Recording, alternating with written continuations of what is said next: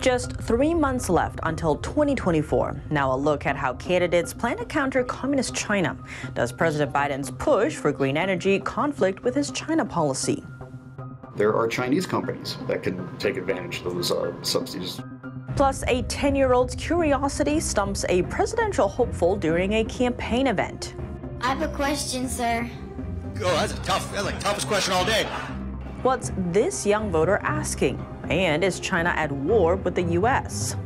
The best way to gain all the fruits of war is without having a war. What do you think? Let us know below and subscribe if you haven't already.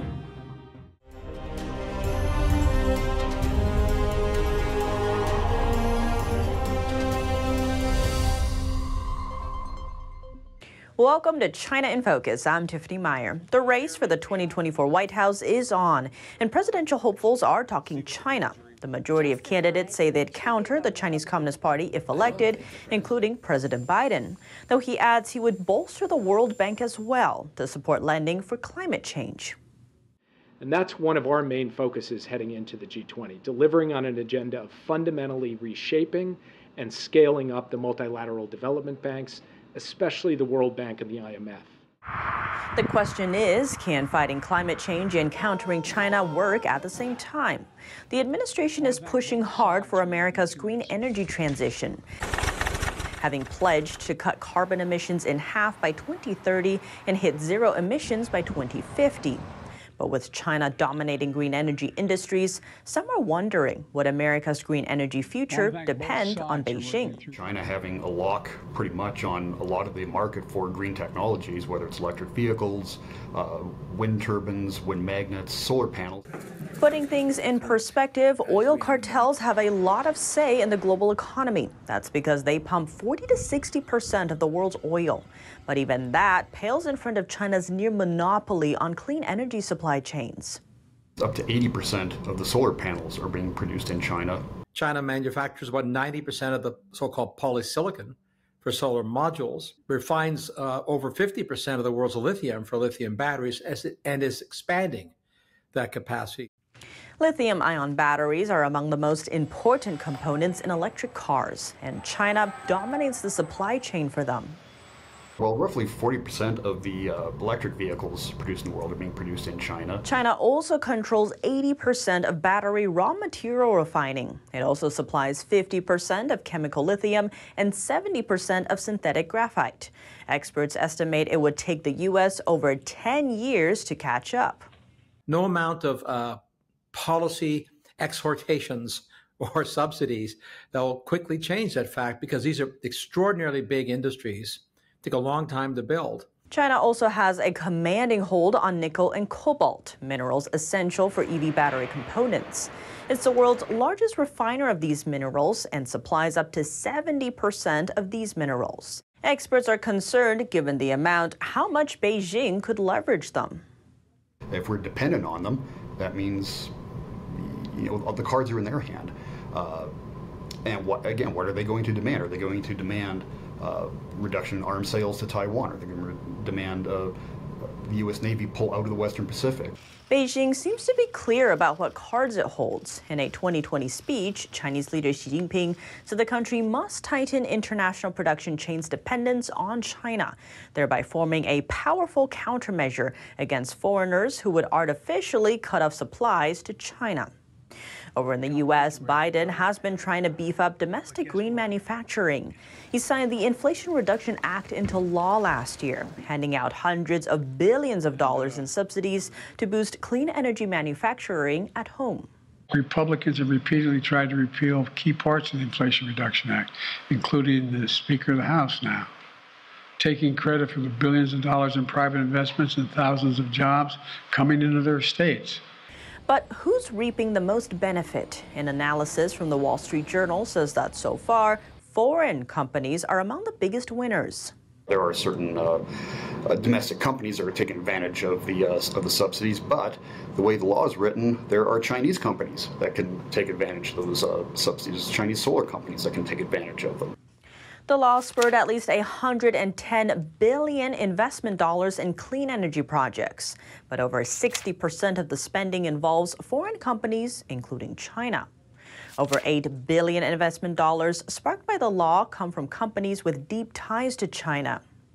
It remains to be seen if Biden can combine the two things, countering China and fighting climate change with China's help. At a campaign event in Hampton, New Hampshire, GOP presidential hopeful Vivek Ramaswamy took a question from a 10-year-old. She asked about Taiwan and China. Take a look. I have a question, sir. I'm excited for it. Hi.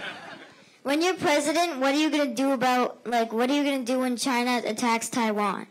Oh, that's the toughest question all day. Came from what's your name? Grace. Grace, and how old are you? 10. Let's give Grace a round of applause. I love that. I respect that. So my top job is, I got a few elements of my foreign policy, and it relates to the direct answer to your question. Declare economic independence from China, including Taiwan. Make sure that we don't start World War III, and actually advance American interests. I'm saying that we reject the one China policy and strategic ambiguity.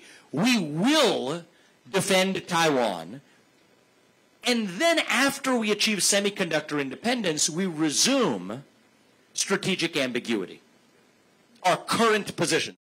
How are the other presidential candidates handling the China issue? And what message should the U.S. be sending to China? To discuss this, we spoke with the author of The China Crisis. James Gari, thank you so much for joining us. Great to be back on the show. Thanks, Tiffany. Good to be here. The 2024 election cycle is ramping up. We recently heard from candidates at the first GOP debate. One area they seemed to agree on was China, or the China threat. Which candidate do you think laid out the strongest case when it comes to China and how the U.S. should deal with it? I think it's probably Vivek Ramaswamy.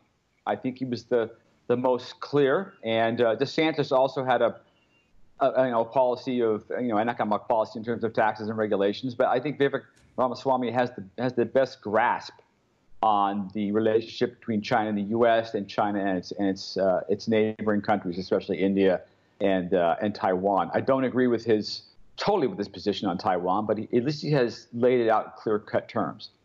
And James, switching gears a bit to the Democratic Party, RFK Jr. has been making headlines a lot. He recently said that when it comes to China, the Chinese cannot and do not want to compete with us militarily, suggesting that it's the U.S. pushing them in that direction. What are your thoughts on that? I think he's dead wrong.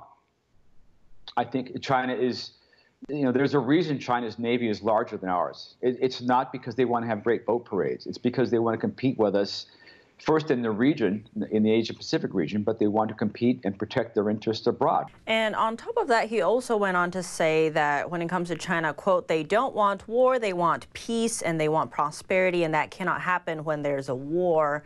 Your thoughts on that? Gosh, well, read The Art of War. The best way to gain all the fruits of war is without having a war. That's the best way. And you do that by various tactics, whether it's importing fentanyl, whether it's taking your best talent through the Confucian Institutes and the 1,000 Talents programs, whether it's buying up farmland in the U.S., prohibiting and controlling food supplies. There's all kinds of ways that China is at war with the U.S. So the fact that there's not a shooting war yet, they're certainly happy to incur, our sea lanes and our airspace in Alaska with ships and planes and so forth. So I don't see any real concrete way you can say that they're not in direct competition with us in every way that's possible. In fact, there was a book written in 1999, or I think it was by a couple of Chinese colonels, Unrestricted Warfare. It's the roadmap and it's the guidebook to doing so, what they're doing right now. And James, given all that you just laid out when it comes to foreign policy in terms of China, how much is riding on who is in the Oval Office in the next term? I think everything's riding on it. The fact is that Vivek Ramaswamy had a terrific idea, which was very Trumpian, and that is, look, use the leverage you have in Ukraine vis-a-vis the Russians and separate the Russians from China. Make it in the Russians' interest to cut themselves off or decouple from China, as it were, to some degree. Start using the allure of American power, American economics, American, the American market, and so forth, and our alliances worldwide. Start leveraging our assets instead of letting them wither away through bad policy or just ignoring them. So it makes all the difference who's in power. And what's the message the U.S. needs to be sending China? It's the same message that Trump sent China. Look, you no longer get to compete in the world on unequivocal terms. We're going to compete with you everywhere. We're not going to compete with you economically, but we're going to compete with you culturally, militarily, and we're going to defend our allies. And that's very, very important. James Ghauri, thank you so much for your time. My pleasure. It looks like Trump-era China tariffs are here to stay. U.S. Commerce Secretary Raimondo said Tuesday she doesn't expect any changes anytime soon. That's until the U.S. Trade Representative's office completes its review of the limits to see if they're effective. Trump slapped tariffs on thousands of Chinese imports back in 2018 and 2019, worth a hefty $370 billion at the time. The move came after an investigation found that China was coercing U.S. companies to hand over sensitive tech secrets in order to do business there. Raimondo was also quick to point out that, quote, China's practices of subsidizing their businesses have hurt U.S. workers, adding the U.S. needs to level the playing field. Just last week, Raimondo criticized Beijing's various new restrictions on U.S. businesses operating in China. On the other hand, the Chinese Commerce Minister recently called Trump's tariffs on China discriminatory when he met with Raimondo in Beijing. Bad news for Apple from China. Beijing is reportedly ordering its state officials not to use iPhones for work. The directive applies to other foreign branch devices as well. But some insiders told our reporters that it's more of an unwritten ban on the U.S. tech giant. Why would Beijing opt for a off-the-record order amid the ongoing debate over U.S.-China decoupling? Let's zoom in. iPhones and other foreign-branded devices will soon be off limits for Chinese state agencies. Staff also won't be allowed to bring them into the office. According to the Wall Street Journal on Wednesday, the instructions were recently given to agency staff in China. But how were they issued? According to NTD correspondents, staff at some ministries or commissions in China received them verbally, either via phone calls or in meetings. The ban is not outlined in any formal documents. A state employee in eastern China also described an established but undocumented ban on using foreign-branded cell phones like Apple for work purposes. In Shenzhen, a staff member said state employees can't bring foreign phones to important meetings, noting these restrictions are enforced verbally without official documents. Some workers reportedly keep two phones, an Apple iPhone for private use and a Huawei phone for work purposes. A state staff member in Beijing described a similar situation, that all civil servants, including neighborhood committee staff, are blocked from using iPhones, but restrictions on other foreign brands remain unclear. There was no immediate response from Chinese officials or Apple. This isn't the first time that China has taken measures against foreign technologies. Back in 2021, officials and state workers in China were banned from driving Tesla cars near government compounds. Last year, Beijing ordered its agencies and state-backed firms to replace foreign-branded personal computers with domestic ones within 2 years. Beijing's recent move to restrict iPhones is also similar to some bans imposed by the U.S. Citing national security risks, the U.S. has been banning Chinese smartphone maker Huawei and short video platform TikTok, owned by China's ByteDance, in various capacities. Washington and its Western allies are also blocking China from accessing advanced chips. Investors are steering clear of China right now, so much that BlackRock is pulling the plug on its China fund. The investment management giant announced the news in a Tuesday letter to shareholders, saying it would shut down its China Flexible Equity Fund in November. The fund has had a 6-year run, but has only totaled over $22 million in assets since 2017. Its chair explained the closure comes due to a poor forecast for future investment in the fund. She also cited that the upkeep costs for the small fund would go against what's best for investors. The decision leaves current shareholders with a few options. They can opt to transfer their investments to another BlackRock fund, cash in before the fund's November 7th shutdown date, or have their holdings automatically redeemed when the fund closes. The shutdown arrives on the backdrop of a tense China investment climate. The firm faced a U.S. probe in August, exploring national security concerns over investments in certain Chinese entities. That investigation led financial giants to expect tighter regulation on foreign investment, especially after July, when the House Select Committee on the Chinese Communist Party accused BlackRock of funding Chinese companies that harm American interests.